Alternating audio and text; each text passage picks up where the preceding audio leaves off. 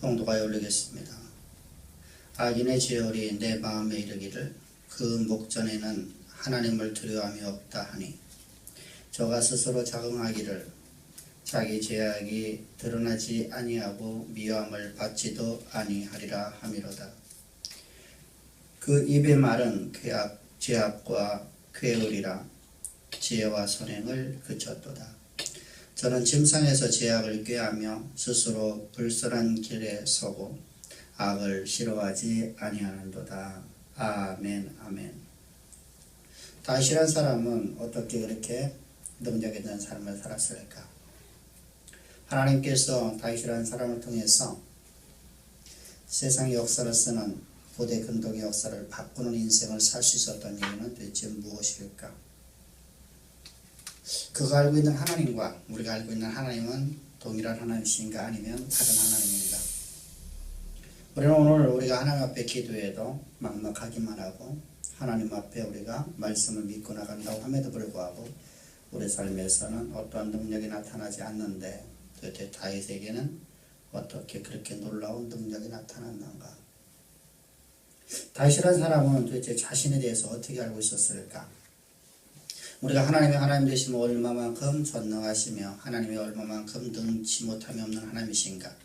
그분은 모든 말씀으로 천지를 창조하셨고 그분의 말씀이 곧 세상의 역사요 그분의 말씀이 곧 하나님이심을 믿는 믿음 안에 살아가는 우리라고 하는데 나라는 존재는 우리는 어떻게 생각하고 있을까? 하나님을 우리가 알기는 알지만 나에 대해서는 뭐라고 알고 있을까? 나라는 존재가 도대체 어떤 존재일까? 나는 스스로 교만해져서 하나님의 은혜를 입으로 말하고는 있지만 실제 내 삶 속에서는 하나님의 은혜가 없는 삶을 살고 있지는 않은가? 그러면서 오늘도 하나님 앞에 하나님 내 모습 이런 모습을 좀 해달라고 하고 있지는 않는가? 우리의 삶 속에서 하나님의 능력이 드러나는 삶을 살기는 원하지만 하나님께 앞에서 나의 모습은 하나님 없이도 살 수 있는 내 모습은 아닌가? 오늘 다윗이라는 인생은 자신을 하나님의 종이로 표현하고 있습니다. 이 하나님의 종이라고 말했을 적에 이 다윗에게서 정치학 지도자로서의 오를 본실을 쓰는 것이 아니고 본신은 여호와의 종으로서 그가 하나님 앞에 자신의 나는 이런 존재입니다 라고 고백하고 있는 것입니다. 뿐만 아니라 악인이 도대체 어떤 사람들이 악인인가? 그래서 그는 분명히 인식을 하고 있었던 사람이었습니다. 오늘 우리가 말씀을 들으면서 나는 과연 하나님의 종이라고 말하고 있는 것인가? 아니면 나는 스스로 내가 모든 걸 할 수 있다는 교만한 악인은 아닌가? 우리 나를 한번 살펴보십시다. 오늘 먼저 하나님을 나의 종이라고 고백하고 있는데 하나님의 종이라고 말하고 있는데 나는 하나님의 종입니다 라고 하는 이 다윗에게 있어서 이 종이라는 단어는 세상에서 우리가 해석을 할 적에 어떻습니까? 비천한 자죠. 보잘것없는 자죠. 그래서 일하고 봉사하는 섬기는 사람이라고 말할 적에 우리의 종이라는 에메드라는 단어를 사용하고 있습니다.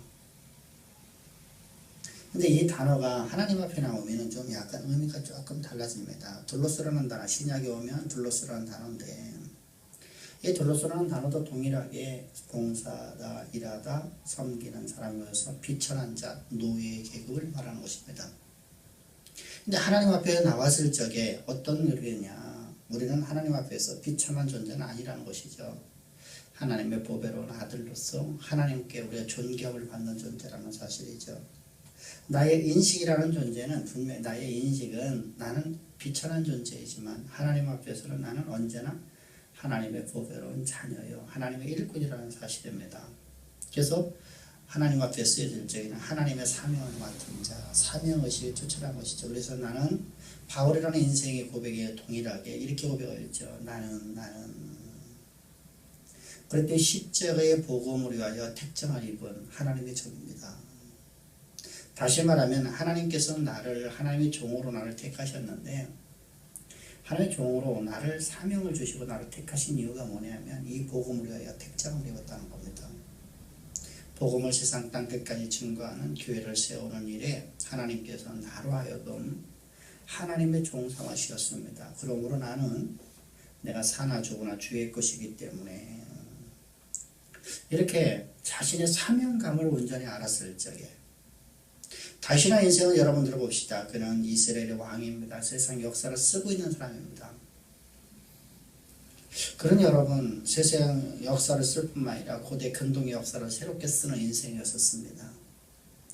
누구보다도 교만하기 좋았고 누구보다도 교만할 수밖에 없는 상황에 있는 사람입니다. 그런데 그는 자신의 인식을 어떻게 하고 있냐면 자기 인식을 나는 하나님의 종입니다. 에메드 둘로스 이렇게 말하고 나는 하나님의 종입니다. 나는 하나님의 종입니다. 다윗궁을 지고 난 다음에 다윗이 이스라엘의 왕이 되어서 다윗궁을 지고 난 다음에 그가 첫 번째 한 일이 하나님의 임재를 하나님의 도성에 모셔오는 것이었습니다. 여러분들 70여 년 동안 하나님의 임재를 어느 누구도 생각도 안 했고 관심도 없었던 시대 속에서 사무엘이라는 위대한 선지자도 단 한 번도 하나님의 임재를 생각하지 않았고 사모하지도 않았었습니다. 사울 왕의 통치 40년 동안 그는 하나님의 임재를 생각지도 않았었습니다. 하나님의 임재의 상징인 하나님의 언약궤는 저 아미다다임 집에서 있었고 하나님의 성전에 하나님의 임재가 없음에도 불구하고 저들은 한 번도 하나님을 모셔올 생각하지 않았습니다. 근데 다윗은 왕이 되어서 다윗 왕궁이 건축되자마자 곧바로 다윗 왕궁의 가장 중요한 자리로 하나님을 모셔 올라옵니다. 나는 이스라엘 왕이 아니라 하나님의 종입니다. 이스라엘의 진정한 왕은 여호와 하나님이십니다. 나는 하나님으로부터 사명을 받은 자입니다. 라는 고백입니다. 동일한 의미입니다. 나는 하나님의 사명받은 자일 뿐입니다. 하나님께서 나를 택정하셔서 나로 하여금 이 역사를 쓰는 인생을 만들어주시니까 나는 감사합니다. 라는 고백입니다. 오늘 여러분 우리 고백이 진정으로 그런 고백입니까?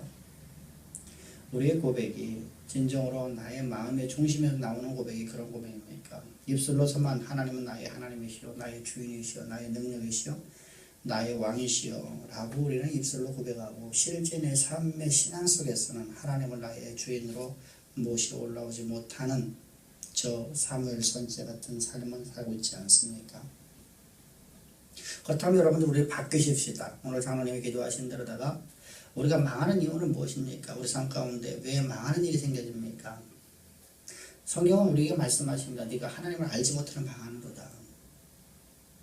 하나님을 안다고 할 적에 하나님만 아는 것 갖고 되는 게 아니라 우리 자신에 대해서 알아야 되죠. 나의 정체성, 나는 도대체 어떤 존재인가, 아이덴티티, 어떤 존재인가. 내가 어떤 존재인가 알았을 때 하나님 온전히 섬길 수 있죠. 하나님 되심을 내가 아무리 많이 한다 할지라도 나의 정체성이 내가 스스로 모든 걸 할 수 있다고 생각한다면 하나님을 아는 자가 아니죠. 아는 자가 아니죠. 따라서 여러분 하나님의 종이라는 인식을 갖고 있다. 그렇다고 해서 인식되었다 해서 나는 하나님의 종입니다. 나는 둘로스입니다. 나는 에베드입니다. 라고 말했을 적에 이것이 비천한 자, 비하하는 발언이 아니에요. 다윗은 오히려 그걸 기뻐하고 그것을 오히려 자랑하고 있죠. 여러분 우리가 잘 알고 있는 베드로나 바울이나 우리의 믿음의 선진들을 보면 전부 다 내가 하나님의 종, 하나님의 노예된 것을 그들은 자랑을 하고 있죠. 비하의 신분이 아니란 말입니다. 자랑받을 만한 신분입니다. 하나님의 일꾼 됐다는 것만큼 여러분 복된 거 어디 있겠어요. 여러분 세상의 왕의 일꾼 된 것만 해도 여러분 자랑하지 않습니다. 비서실장들을 바라보십시오. 대통령 비서실장들. 여러분들 한 국회의원의 비서실장만 돼도 여러분 어떻습니까? 나는 새도 떨어뜨리려고 하지 않습니까? 자신이 여러분 나는 비서실장이라고 말하고 있지 않습니까? 아니 한 회사의 비서실장만 돼도 나는 비서실장으로 당당하게 여러분 사람들 앞에 선포하고 다니지 않습니까? 근데 왕의 왕이신 하나님의 비서실장이라는 거죠. 하나님의 이 땅의 역사 속에서 하나님께서 쓰시고자 하는 하나님의 그 역사를 쓰는 인생으로 나를 택함받은 자입니다. 라는 고백입니다. 우리 언제나 이 비하의 신분이 아니라 가장 존귀한 신분이요 명예로운 신분임을 우리 고백합시다. 할렐루야. 세상에서 바라보는 개념이 아니에요. 그러면서 성경은 이렇게 시작됩니다. 1절입니다. 악인의 죄가 그 마음에 이르기를 그의 눈에는 하나님을 두려워하는 빛이 없도다 하니. 그럼 악인은 어떤 존재이냐? 나는 하나님의 종인데 악인은 어떤 존재인가? 악인은 어떤 존재이냐? 할 적에 먼저 죄에 대해서 우리가 먼저 알아야 되죠. 죄가 그 마음 속에서 목으로 이르기를 이렇게 말하고 있습니다. 죄가 뭐냐? 파사우라는 단어를 사용하고 있어요. 이 파사우라는 단어는 대역죄 또는 반역죄라는 의미를 갖고 있는 단어예요. 악인의 죄는 근본적으로 하나님의 구원에 대한 도전이죠. 하나님에 대한 반역이죠.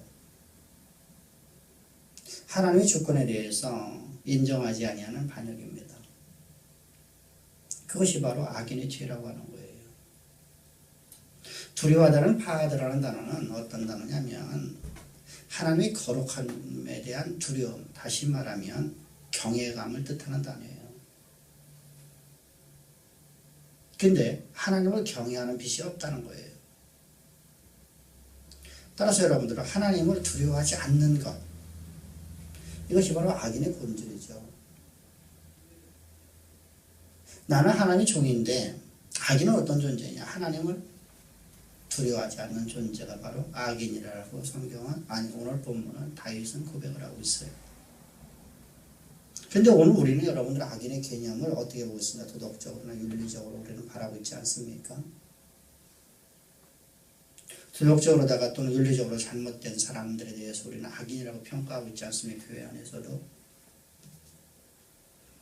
여러분, 성경에서는 하나님과 나와의 관계가 어떤 관계이냐에 따라서 악인과 선한 인생을 말하고 있습니다. 의인을 말하고 있습니다. 그러면 의인이라는 어떤 존재이냐? 예수 그리스도의 십자가의 그 놀라우신 사랑을 통해서 거듭난 자들이죠. 거듭난 자가 바로 의인이라는 것입니다. 악인은 하나님을 믿지 않는 자들이에요. 하나님 없이 살 수 있는 사람들이에요. 하나님을 반역하는 자들이란 말입니다. 하나님 구원에 대한 도전을 하고 하나님이 없이도 나는 얼마인지 모든 걸 이룰 수 있다고 생각하는 모든 것들이에요. 더더라 문명이 발달하면 발달할수록 여러분들 그런 것들이 더 많이 나타나죠.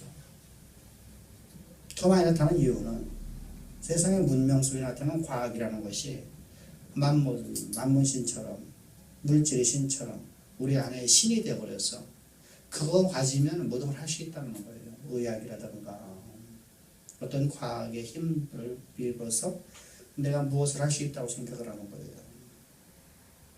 하나님이 허용치 아니하면 아무것도 될 수가 없거든요. 과학이라는 것은 하나님께서 우리에게 주신 놀라운 하나님의 은혜의 선물입니다. 근데 그 선물을 갖고서 나는 하나님이라고 말하고 있지는 않네요. 그렇죠? 나는 예수를 믿는다고 말하면서 그것이 바로 반역이죠. 하나님의 권위에 대한 도전뿐만 아니라 하나님의 주권을 인정하지 않는 것들입니다. 그러면 의인이라는 그 존재는 어떤 존재냐? 예수 그리스도의 십자가의 구속의 은총으로서 거듭난 자들이 있습니다. 내가 가치관이 바뀌어졌어요. 나라는 존재는 예수 그리스도의 십자가에 못 박혀 죽어 있습니다. 그리고 오늘 내가 산 것은 내가 산 것 아니라 내 안에 그렇게 사신 것을 믿음 안에 살아가는 사람들이에요. 믿는 것에 지나지 않고 그 믿음으로 살아가는 사람들이에요. 그래서 나는 오늘도 예수 그리스도의 십자가의 은총이 없이는 살아갈 수 없는 사람들. 하나님의 그 은혜가 없이는 나는 한 발짝 더 걸을 수 없고 하나님의 은혜가 없이는 나는 살 수가 없으면 고백이 나오는 사람들. 그래서 나는 오늘도 하나님 왜 기도하지 않고 살 수가 없어요. 나는 오늘도 하나님 말씀 없이는 살 수가 없어요. 그래서 오늘도 말씀 묵상하고 오늘도 하나님 왜 기도합니다. 라고 고백하고 나가는 사람들입니다. 우리는 감정이나 느낌이나 과학의 힘으로 살아가는 존재들이 아니에요. 과학으로는 안 된다고 말하는 부분들이 있습니다. 과학으로 될 수 있는 것도 있지만 안 된다고 하는 것도 있습니다. 감정으로 보면은 여러분들 된다 안 된다라는 게 나타나죠. 여러분 부부지간에 우리가 감정으로 산다고 하면 여러분들 어떻겠습니까? 어떻게 여러분들 한 세상을 함께 살아갈 수 있겠어요? 냉철한 이성이 없이 우리가 살 수는 없어요. 여러분 부부간에 살다 보면 오랜 세월 살다 보면은 싫어할 때도 있어요. 미워질 때도 있어요. 또 혹시라도 우리가 다른 사람을 한 번쯤 생각할 수 있어요. 여러분 그것이 감정이죠. TV를 보면서 다른 사람을 생각해 볼 수도 있고, 그럼 그 감정을 따라서 내 그 사람한테 갔다고 생각합시다. 그렇다면 그것이 여러분들 올바른 삶입니까? 그 우리는 간음이라고 말하죠. 간음. 우리는 여러분 감정이나 어떤 과학의 힘을 갖고 살아가는 존재들이 아니라 우리는 하나님의 약속의 말씀을 믿고 살아가는 냉철한 이성이 필요합니다. 그 이성이라는 나의 옛사람의 이성이 아니라 하나님의 이성이에요. 다시는 하나님 말씀을 날마다 묵상하며 살아가라는 것입니다. 그 나로는 하나님 말씀 없이 살 수 없습니다라는 고백이 나오게 되죠. 말씀이 없이는. 하나님께서 나에게 말씀하시는 내가 이렇게 이루겠다. 말씀하시는 말씀이 있는데 내 삶 속에 와도 또 요망하거든요. 그 문제가 이루어지려고 하면. 그때 우리는 여러분들 어떤 마음을 갖게 됩니까? 감정은 어떻습니까? 하나님께서 말씀하셨긴 하셨는데 내 감정으로 바르면 어떻습니까? 하나님을 대적할 수밖에 없지 않아요? 하나님 욕할 수밖에 없지 않아요? 하나님을 멸시할 수밖에 없지 않아요? 그런데 우리가 냉철한 이성, 그리스도의 이성을 가지고 우리가 바라보면 어떻습니까? 하나님의 말씀은 반드시 이루신다 라는 고백이 나올 수밖에 없죠. 그것을 마음으로 믿고 입으로 시인해야 되죠.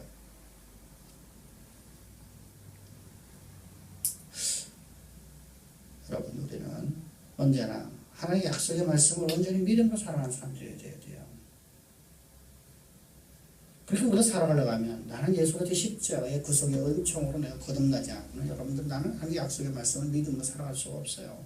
저 바리새인들을 바라보시오. 성경에 나타나온 사복음서에 나타나는 바리새인들이나 서기관들을 바라보십시오.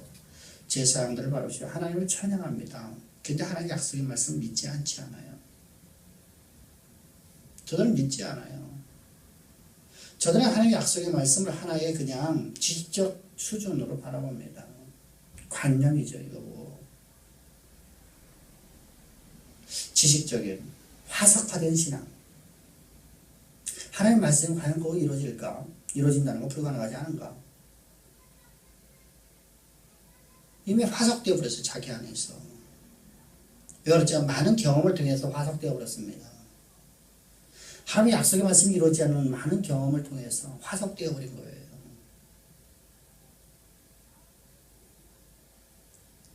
그래서 예수님께서 이 땅에 오셔서 당신이 메시아이심을 증거하고 하늘의 그 놀라운 이적을 행하자 그들이 모두가 말합니다. 저는 하나님으로부터 온 사람이다. 하늘로부터 내려온 사람이다.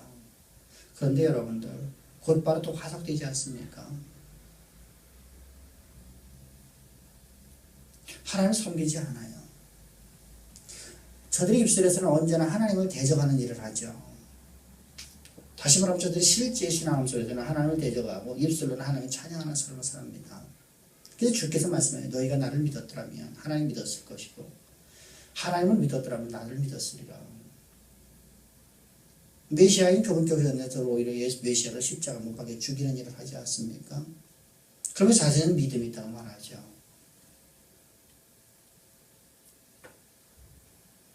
여러분 이것이 바로 악인이란 말입니다.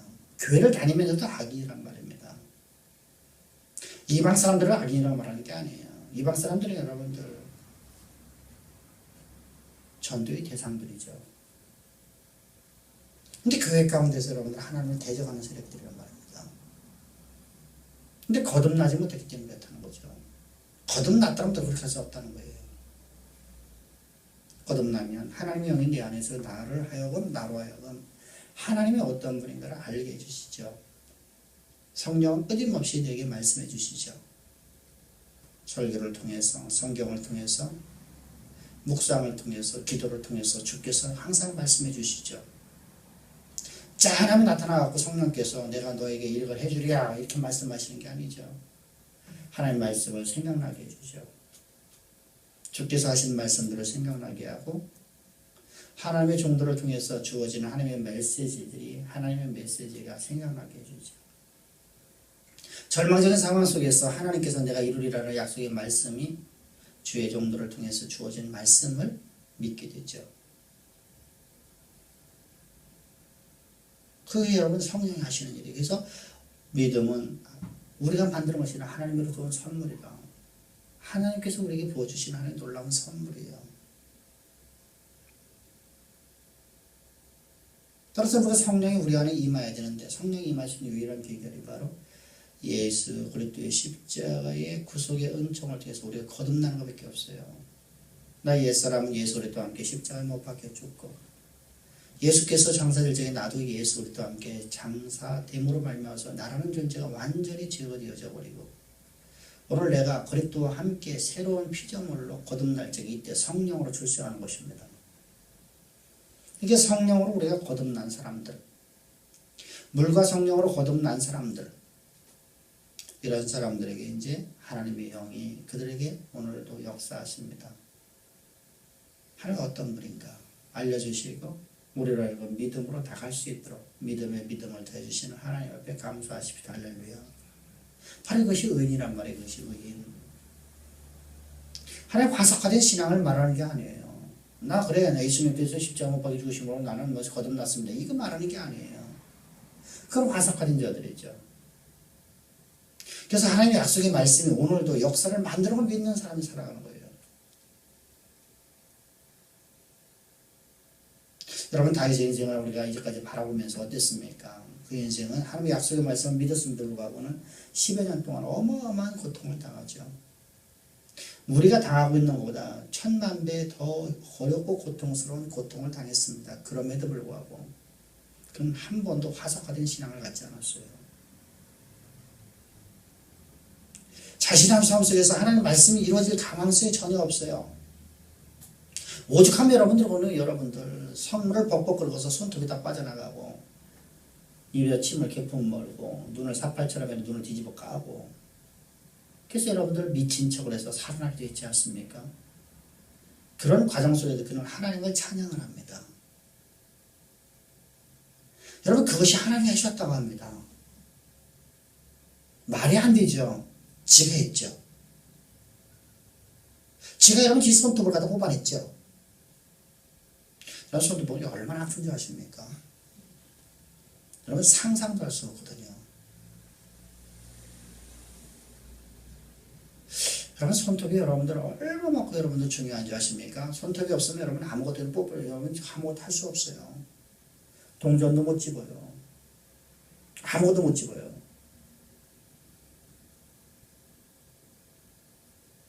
손톱 뽑아온 사람은 알아요. 어마어마한 고통이에요.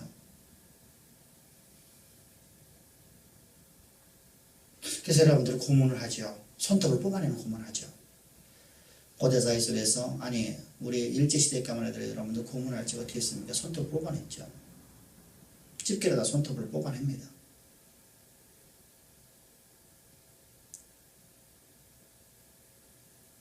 여러분 그 고통을 당하는데도 다윗이라는 인생은 여러분들 뭐라고 했습니까?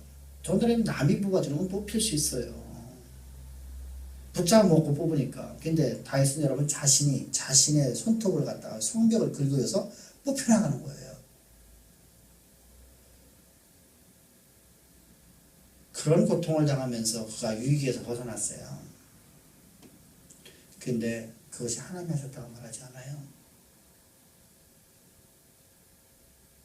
오늘 여러분들 우리는 어떻습니까? 그래서 여러분 그는 다시를 향한 하나님의 계획하심이 반드시 이룬 줄 믿고 있지 않나요? 우리는 어떻습니까? 나는 예수 그리스도의 십자가에 거듭났습니다로 고백하고 있으면서 하나님의 약속의 말씀이 연망하다고 해서 하나님의 말씀을 믿지 않고 있는 화석화된 신앙을 갖고 있지 않냐는 것입니다. 그건 여러분들의 의인이 아니에요. 오늘 하나 됩시다. 오늘 여러분들 우리의 삶 속에서 아무것도 안 이루어졌다 할지라도 하나님의 약속의 말씀 반드시 이루어지는 걸 확신합시다. 하나님 한 번도 나를 실망시키는 적이 없고 하나님 반드시 약속의 말씀이 이루어짐을 여러분들 우리에게 오늘 약속하고 있습니다. 그 약속의 말씀 우리의 전존재를 바치십시다. 겁시다. 하나님은 반드시 하시는 하나님이십니다. 지난 시간에 말씀드렸지 왜 그럼 우리 가운데 그렇게 오랫동안 하나님께서 우리를 점검을 다루듯이 점검을 뽑아내듯이 우리를 시련으로 자꾸만 몰아넣으시느냐. 여러 가지 의미가 있지만 그중 가장 중요한 의미는 여러분 무엇이냐면 우리를 점검 만들려고 하는 거예요. 우리랑 믿음의 온전한 사람 만들려고 하는 거예요. 여러분들 시련이 없이는 여러분들은 어떤 경우도 점검이 될 수 없거든요. 불 가운데 나를 담금질하지 않으면 우리 인생을 담금질하지 않으면 어느 누구도 여러분들 정화되지를 않아요. 좋은 것 주면요 곧바로 타락해버려요. 나는 안 그럴 것 같다고요. 여러분들 다 그랬거든요. 저부터도 마찬가지거든요. 여기는 모든 사람들 모든 인류는 다 동일해요. 모든 걸 주기만 하면 여러분들 곧바로 타락해버려요. 그런데 점검은 그러다. 불 가운데 담금질을 많이 할수록 근데 왜 그런 현장 속에서 왜 원망합니까? 왜 불평합니까? 그러면 나는 하나님의 의인이라고 말합니까? 뭔가 여러분들 신앙에 잘못됐지 않습니까? 여러분 하나님을 두려워합시다. 할렐루야. 하나님을 정의하자는 말입니다. 두려워합시다. 하나님을 두려워하는 것이 바로 신앙이에요. 하나님을 두려워하지 않는 것은 바로 악인이에요. 교회를 다니면 악인입니다. 그래서 하나님을 두려워하지 않는다는 건 하나님을 인정하지 않는다는 거예요. 같은 뜻이에요. 하나님이 우리 그런 말 하죠. 어떤 사람이 악한 일을 하면은 저 사람 하나님 두려워하지 않는가 봐. 하나님이 인정하지 않는다는 거예요. 하나님도 살아계신 것을 믿지 않는 것이죠. 하나님 살아계신 것을 믿는다고 하면 어떻게 그런 일을 할 수 있겠어요. 하나님 살아계신 것을 하나님 두려워하지 않는다고 하나님이 계신 것을 믿는다고 하면 그런 하나님을 두려워한다고 하면 그런 일을 할 수 없거든요. 함부로 하나님의 이름을 멸시할 수 없거든요. 하나님을 조롱할 수 없거든요.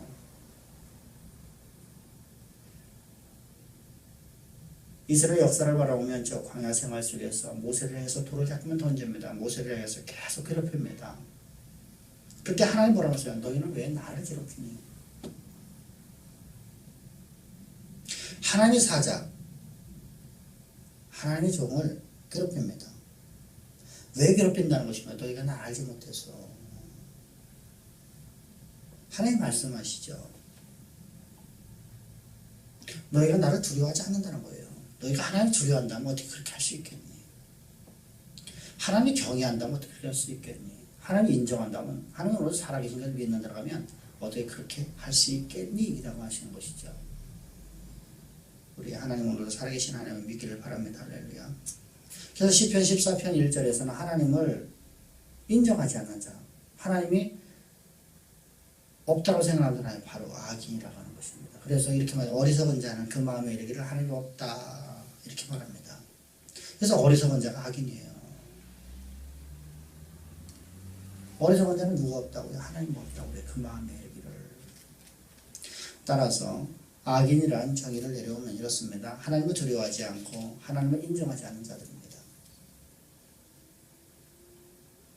그래서 사실 모든 이런 악은, 죄얼은 하나님을 두려워하지 않고 하나님을 인정하지 않는 것부터 시작되는 것입니다. 그것이 바로 악인의 본질입니다. 그러면 성경은 다윗은 이렇게 말합니다. 이런 악인이 특징이 있다는 것입니다. 하나님을 두려워하지 않는 자들의 특징이 있다는 겁니다. 다시 말하면 하나님을 인정하지 않는 자들의 특징이 있답니다. 그것이 바로 오늘 2절부터 4절까지인데 2절은 이렇게 말씀을 하고 있습니다. 그들은 스스로 자랑한답니다. 우리 개혁개정에서는 여러분들 개혁개정에는 스스로 자랑함이라고 되어 있고 개혁성경에서는 자긍함으로 되어 있어요. 스스로 자랑한다는 말은 자기에게 아첨한다는 말입니다. 스스로 높여서 교만하게 되는 것을 말하죠. 이게 바로 자긍이라는 거예요. 자긍.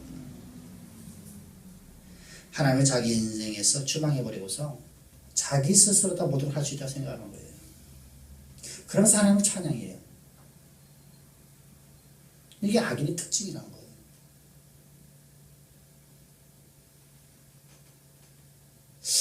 우리가 이런 발끝마다 주여 주여 하는 사람들이 있습니다. 발끝마다 하나님의 은혜라고 말하는 사람들이 있습니다. 그런데 여러분들 당당하게 여러분들 항상 모든 삶 속에서 그렇게 살아보면 얼마나 좋겠어요. 그런데 실제 삶의 현장 속에 딱 들어가면은 하나님의 은혜가 없어요. 그냥 헛말이에요. 입싱크란 말입니다. 우리가 아내를 사랑하지 않으면서 사랑한다 사랑한다 말하는 것처럼 신랑을 사랑하지 않으면서 그냥 사랑한다 사랑한다 말하는 것처럼 입싱크를 해주는 거죠. 실제 내 신앙 속에서 하나님 없이는 살아갈 수 없는 존재들인데 입술로도 하면 하나님을 사랑한다고 말하고 하나님 없이 살 수 없다고 말하고 모든 것이 은혜입니다. 모든 게 은혜입니다. 그러면서 역사의 주관자스라 하나님을 믿지를 않아요. 역사는 내가 만드는 거예요. 스스로 자기를 교만하게. 그래서 내가 했고 내가 했고 내가 했다는 것이죠. 그래서 내가 기도했고 내가 응답받아 내가 했고 그럼 다 내가가 들어가죠. 내가. 주님이 없어요. 주님께 은혜를 말하고 있고 하나님 은혜입니다고 말하지만 실제 신앙 속에 들어가면 내가 무엇을 했다는 거죠. 내가 무엇을. 내가 그래서 이걸 이루었다는 거예요. 그리고 내가 인맥이 든든하기 때문에 나는 이걸 이룰 수 있다고 말합니다. 하나님 어디 갔냐는 거죠. 하나님 어디 갔을까요? 여러분, 우리가 여러분들 자세히 봅시다. 병원에서 여러분들 의사 선생님이 이건 나설 수 있습니다. 말하면 여러분들은 어떻습니까? 얼굴에서 이거 확 펴져버리죠. 근데 하나님께서 말씀하실 적에 내가 치료했다는 말씀 앞에는 우리가 믿지를 못하죠. 그래서 우리는 뭐라고 하죠? 의사 선생님이 우리에게 이렇게 말했으니까 살 것 같다. 하나님 없는 사람이죠. 악인이죠.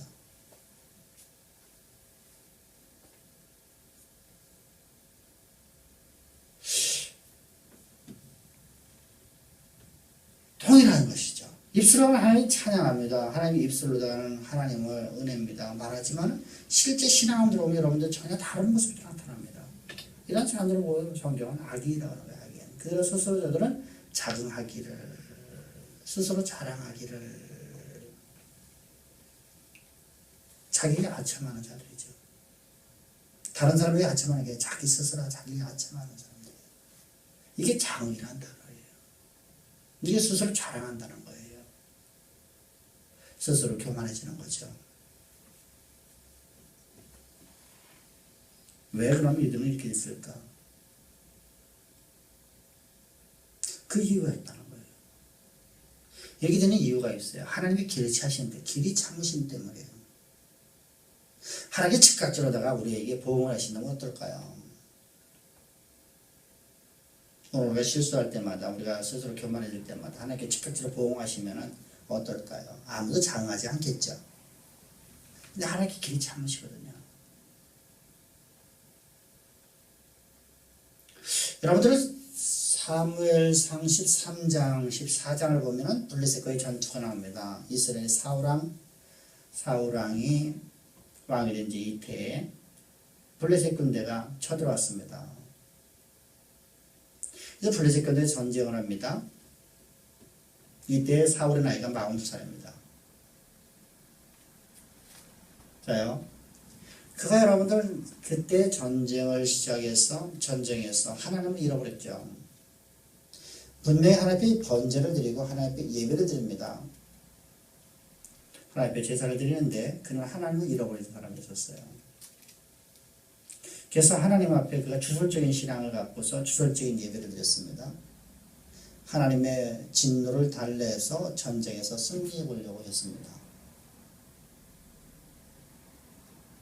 다시 말하면 여러분 누가 보더라도 그는 하나님을 인정하는 사람과 되는 거였죠. 이때 사무엘 선지자가 그에게 찾아왔습니다.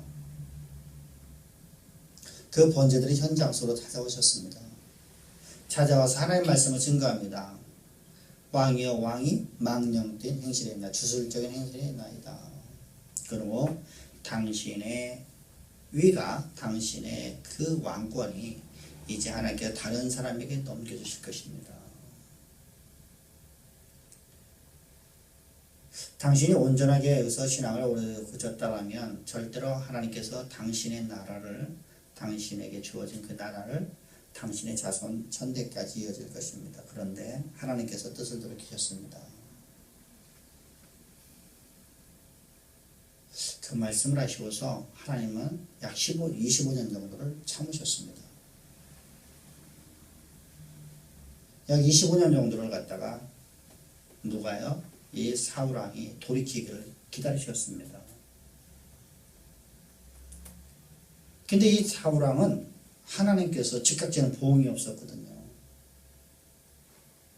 전쟁에서 승리하거든요. 나라를 다스리는데 잘 되거든요. 범사 형통한 것처럼 보여주거든요.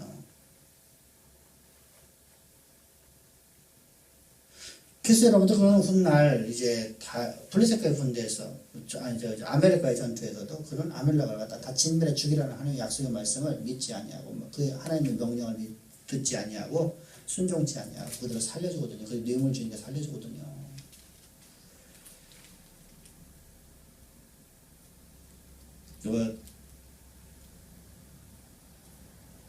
그래서 하나님께서는 길이 참으시는 중에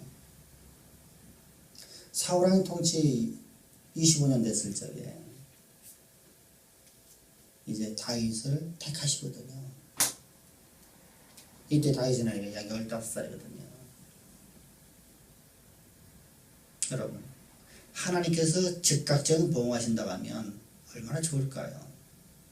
악인이 나타나지 않겠죠. 교회 공동체 가운데서 악인은 절대 나타나지 않겠죠. 안에서 이방인들도 여러분들 즉각적인 보응이 나타난다면 하나님께 즉각적으로 엎드리겠죠.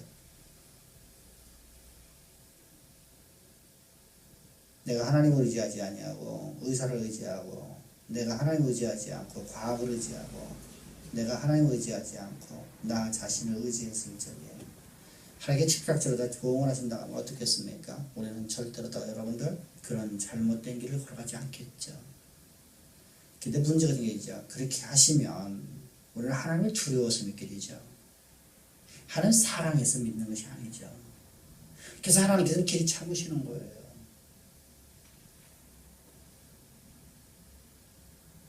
여러분 자발적으로 하나님을 사랑해서 하나님 없이 나는 살아갈 수 없습니다. 고백이 나오기를 하나님 기다리시는 거예요. 그래서 풀목 가운데 집어넣으려는 거예요. 여러분,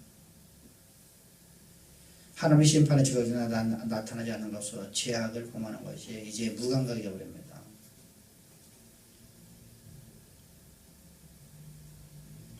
다시 말하면 하나님의 보응을 믿지 않는다는 겁니다. 하나님의 심판을 믿지 않아요.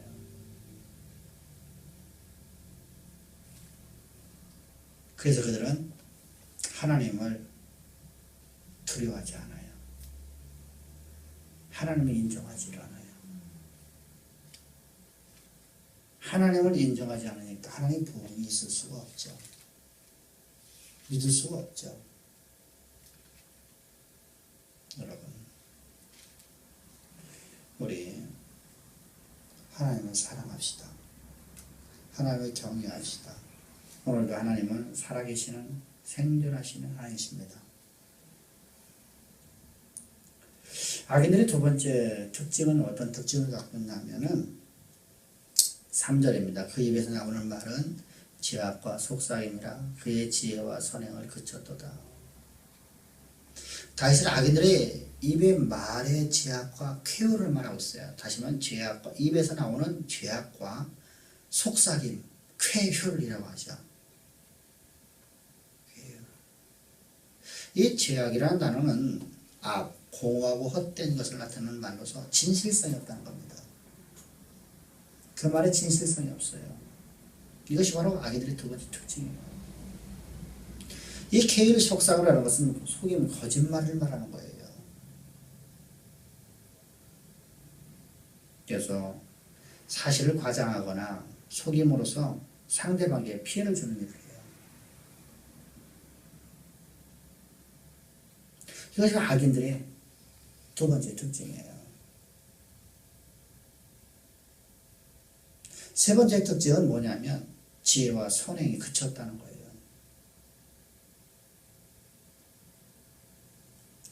이런 지혜와 선행이 그쳤다는 말은 아주 중요하죠. 지혜란 여러분들은 하나님을 경외하는 자세죠. 삶의 자세입니다. 하나님을 아는 것이고 지혜거든요. 그래서 하나님 아는 자답게 살아가는 것, 이것이 바로 지혜라고 하는 거예요. 세상에서 말할 때 지혜와 전혀 다른 의미죠. 근데 이 단어가 그쳤도다라는 단어와 함께 사용하고 있어요. 다시 말하면 악인들은 지혜롭게 행동하기를 그쳤다는 말이죠. 다시 말합니다. 하나님을 알며 하나님을 경외하기를 그쳤다는 겁니다. 경외라는 건 여러분들 우리가 너무나 잘 알고 있듯이 여러분 세 가지 의미를 가지고 있었어요. 첫 번째 어떤 의미입니까? 악을 미워하는 하나님 마음을 함께 갖는 거예요. 공유하는 거예요. 잠언서 8장에서 말씀하시기를 죄를 미워하는 것이 하나님을 경외하는 것이다. 하나님은 여러분들 죄를 미워하시거든요. 그 마음을 내가 함께 공유하는 거예요. 이때 죄를 미워한다는 적에 그 죄는 나로부터 오는 것이죠. 다른 사람이 범죄하는 걸 말하는 게 아니라 나로부터 오는 법이에요. 나로부터 나오는 죄악이에요. 내가 그걸 미워한다는 거예요. 나도 그걸 혐오하는 거예요. 하나님이 혐오하는 걸 내가 혐오하니까 악을 행하지 않죠.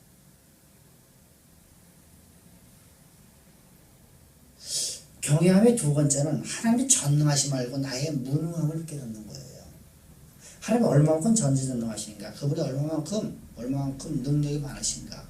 그분의 말씀으로 모든 세계를 지으신 하나님을 내가 온전히 알고 그분의 말씀이 온 세계의 모든 만물을 역사를 만드시는 것을 믿고 동시에 나는 얼마만큼 무지리 같은 존재인 걸 보는 겁니다. 나는 하나님의 종백이 되지 않는 걸 보는 겁니다. 그래서 나는 오늘도 내 모든 인생의 필요를 채우시는 인간의 모든 부족을 능히 채우시고 남으시는 하나님을 내가 온전히 믿는 거예요. 그것이 바로 하나님을 경외한다는 거예요. 세 번째는 하나님의 말씀 앞에 우리가 순종하는 것인데 이때 순종은 내가 논리적으로 맞느냐 안 맞느냐 이거 중요하지 않다는 거죠. 그 말씀 앞에 순종하는 것이라는 것은 내가 논리적으로 맞느냐 안 맞느냐 말하는 게 아니에요.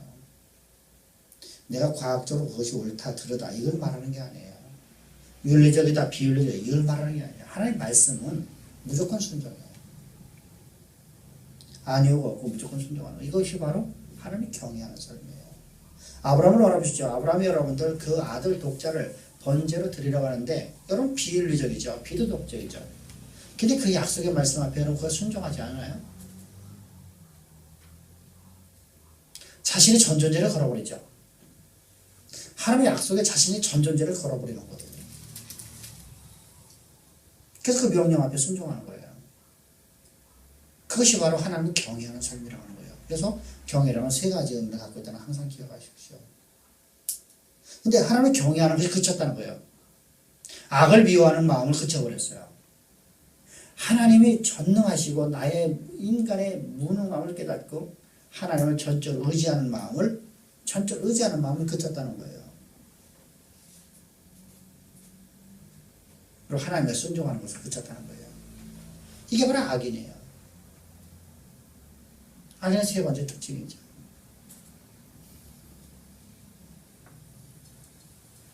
여러분 이 모든 것은 악인이 큰 정도로다가 근본적으로다가 하나님을 두려워하는 것이 없었다는 겁니다.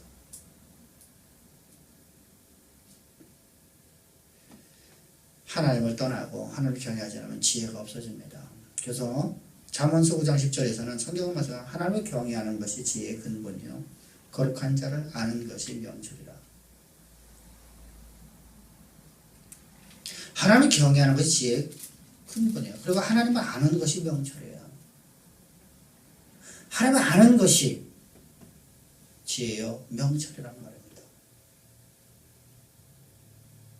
하나님을 두려워하는 것이 경외하는 것이 지혜의 시작이다 말입니다. 우리 지혜로운 자가 되십시오. 할렐루야. 그래서 하나님의 약속의 말씀에 우리가 온전히 순종하는 삶을 살아가야 돼요. 네 번째 특징이 바로 4절인데 그의 침상에서 죄악을 꾀하며 스스로 악한 길에 서고 악을 거절하지 않는도다 라고 말하고 있습니다.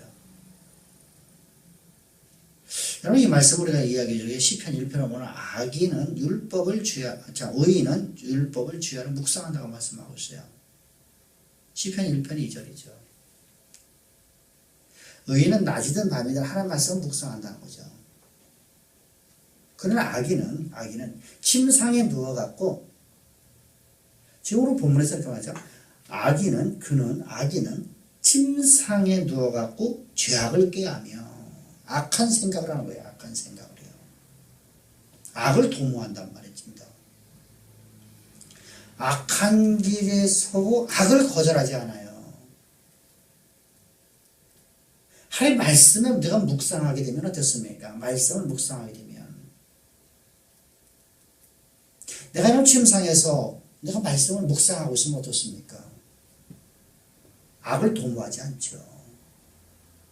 악이 생기려면 악을 쳐서 복종시키죠. 악을 갖다가 진멸하죠. 우리가 지난 주일에는 말씀드렸습니다. 어저께. 여러분 나는 내 안에서 또 안에 들고 있는 또 하나의 내가 또 나타날 때마다 나는 그걸 갖다가 어떻게 해야 되죠? 진멸해야 되죠. 내 안에 있는 원주민을 진멸해야 되죠. 근데 원주민이 나타날 적에 원주민이 내 안에서 온갖 악을 도모해서 나로 이제 잠시가게 내버려둔단 말입니다. 이게 악이네요. 그래서 거기서 모사를 꾸미죠. 침상에서. 여러분 침대라는 건 무엇입니까? 침상이라는 건 뭡니까? 잠자리라는 건 뭡니까? 하루 일과를 마치고 하루 동안 쌓인 피로를 풀어버리는 곳이죠. 그래서 그곳에서 하나님이 주신 안식을 누리면서 평안을 누리는 곳이 바로 침상입니다. 근데 그곳에서 악을 도모하는 거예요. 그것이 나로 이제 잠식에서 이제 아침 때 일어나서 악을 행하는 자가 되는 것이죠. 우리가 여러분들 잡생각이 많이 난다고 하죠. 잡생각 나는 사람들은 뭐가 있죠? 불면증이 생기죠. 잠을 못 자요. 말씀으로 묵상하지 않았기 때문에 그렇습니다. 말씀을 묵상하게 되면 잡생각이 나타날 수가 없어요. 그래서 하나님 주시는 평강의 잠을 잘 수 있어요.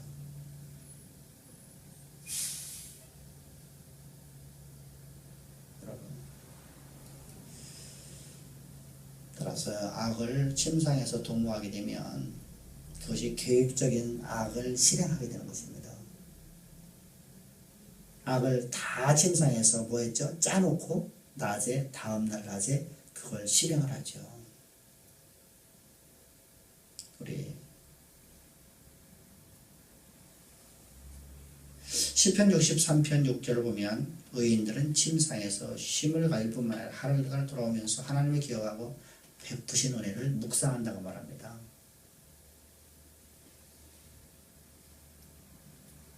근데 악인은 밤낮 뭐하죠? 악을 계획하고 실행하는 일을 반복합니다.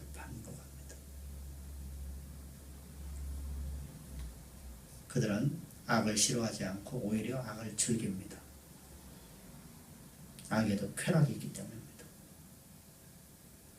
저 노름하는 사람들은 여러분은 밤낮 뭐만 생각합니다. 노름만 생각하죠. 마치 여러분 우리가 당구를 맨 처음 배웠을 적에 당구대가 천장에 당구대가 되는 것처럼 밤낮 침상에 있든 어디에 있든 악을 생각하는 사람들이란 말이죠. 이거 보고 성경은 가치관이 완전히 전도된 사람이랍니다. 성경적 가치 안에서 악에 완전히 빠져버린 사람들. 사랑하는 성도 여러분들, 오늘 우리가 의인이 어떤 삶을 살며 악인이 어떤 삶을 사는 것을 확실하게 보여주기 위해서 악인의 특징을 보여줬습니다. 악인은 이런 삶을 산답니다. 네 가지의 특징을 갖고 있답니다. 이런 사람들은 모두가 다 한마디로 얘기하면 하나님을 경외하지도 않고 하나님을 두려워하지도 않고 하나님이 인정하지 않는 사람들입니다. 이들에게 이렇게 말합니다. 우리는 하나님의 살아계심을 어떻게 저렇게 믿지 않고 살 수 있을까? 하나님이 살아계시다고 하면 어떻게 그렇게 할 수 있을까? 라고 말을 합니다. 하나님을 인정하는 것이죠. 그것이 바로 의인입니다. 이 의인이 될 수 있는 유일한 비결은 예수 그리스도의 십자가의 구속의 은총을 통해서 거듭나고 날마다 오늘도 내 삶 속에서 또 하나 나타나고 있는 또 하나 틀고 있었던 내가 나타날 때마다 말씀으로 진멸해 버리는, 말씀으로 전신갑주 입은 사람이 바로 의인이라고 말하는 것입니다.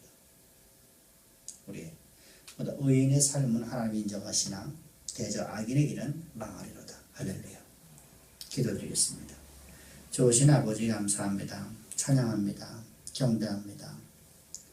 오늘도 주님께서 우리를 이처럼 사랑하셔서 아버지 하나님의 생명의 말씀을 해주시되 의인과 악인이 어떤 존재인가 우리가 알려주심을 감사합니다. 저희들 의인과 악인의 본질을 분별할 수 있도록 지혜 주신 하나님을 찬양하며 예수님의 이름으로 기도합니다. 아멘. 아멘.